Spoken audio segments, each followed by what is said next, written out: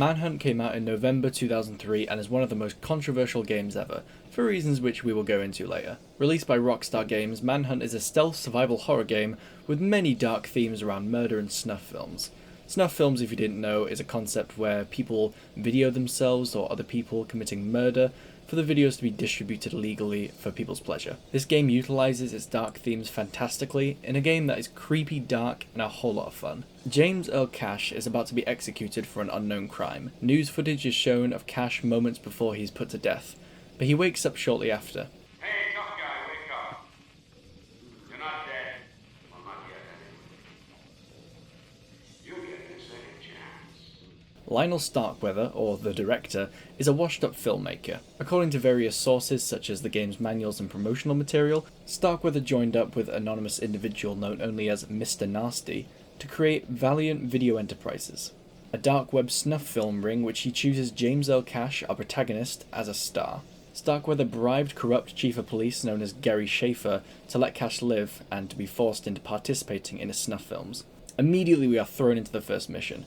Cash is sent to Carter City, which has been overrun by various gangs. Starkweather instructs us to wipe out the gang members while traversing through the city undetected, meanwhile killing the gang members in the most brutal ways imaginable for his snuff footage. You can do this by grabbing any weapon you can, some being one-use disposable weapons that can be as simple as a plastic bag or a piece of wire. If you like, you can attack these thugs head-on, or for max points you can perform what the game calls an execution kill. Simply sneak up behind them and hold the attack button. The longer you hold it down, the more gruesome the kill, and the more points you get. The first gang you take out are called the Hoods. After beating each section of the game, Cash is abducted by these soldiers, and you're slapped right into a new area with a new gang to take out, losing all of your weapons you may have collected. Some of these gangs include the Skins, a group of white supremacists, the War Dogs, a group of ex-military veterans, the Smileys, who are inmates in a mental hospital, and the Innocents. Eventually, after spending a long time getting through these gangs, Cash is led right into a trap, set up by Starkweather, in which his run as the film star is supposed to come to a violent end. What can I say? You are a good leading man. The audience will love you. Cash manages to escape, of course, and is helped out by a reporter, the same reporter from right at the start in the opening cutscene. She says she wants to help us out by bringing down Starkweather, and is trying to gather evidence for his crimes. Eventually she gives us the location of Starkweather, in which Cash sets out for revenge. After sneaking through the city and taking out cops, we find ourselves in Starkweather's mansion, where we eventually take out the game's best boss, Pigsy.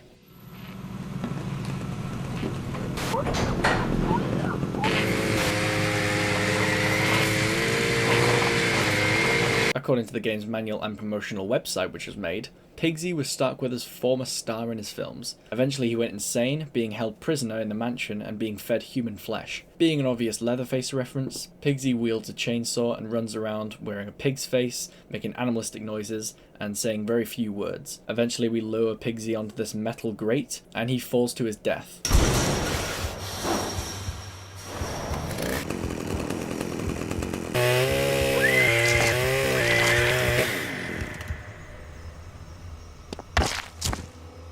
Which means it's finally time to take out the main man, Lionel Starkweather. This boss is incredibly easy, just wait for him to run out of ammo with his pistol and chainsaw him, but I also think it's a super effective end. You see, while playing the game we know very little about him, not even knowing his name for the most part of the game. When he's talking to us throughout the first half of the game, we see him as a deeply intimidating and powerful individual, while also being clearly mentally disturbed. But when we see him in this state at the end, his true colours start to show a lot more, right down to his physical appearance. He's not some tough mafia boss, he's basically just some guy who's terrified of what Cash might do to him.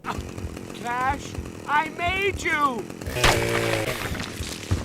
With Starkweather dead, his snuff ring is brought to light, with James Earl Cash still being presumed dead by the public. What happened to Cash after the events is unknown for the most part. After this game released, controversy would not stop. Rockstar especially received huge backlash after a mother blamed the murder of her son on the game, claiming the killer, who was also a child, was corrupted by the game. This claim was soon dismissed by the court as there was no evidence to show that the game had anything to do with the boy's murder, which makes sense. As tragic as the event may have been, the killer playing Manhunt sometimes clearly had nothing to do with the crime. After receiving all this backlash, Rockstar Games did the one thing they possibly could at the time: release a sequel, which was even more brutal in every way possible. While Manhunt 1 had some very dark themes, the gore and violence itself isn't quite as bad by nowadays standard. especially with the shaky camera effects over the execution kills, kind of making it hard to see what's going on a lot of the time. Manhunt 2, however,